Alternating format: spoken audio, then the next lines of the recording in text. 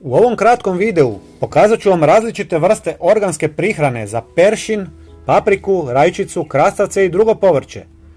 Količine su prilagođene manjim vrtovima, ali su lako skalabilne. Svaku komponentu možete koristiti zasebno ili zajedno. Prije nego što prikažem prihranu, evo nekoliko savjeta. Ključan je odabir optimalnog mjesta za sadnju peršina koje zahtijeva puno sunca, 6 do 8 sati dnevno. Kvalitetno, dobro drenirano tlo, bogato organskom tvari je ključno za uspješan rast.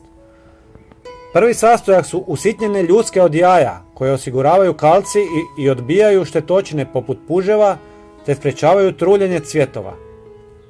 Zatim dodajemo koru od banane. Kora od banane sadrži kalij i fosfor što je korisno za rast peršina.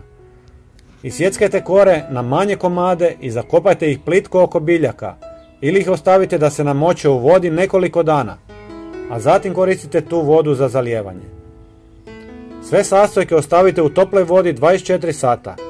Zatim procijedite i razrijedite s više litara vode. Prihranu dajemo 3 puta tijekom sezone.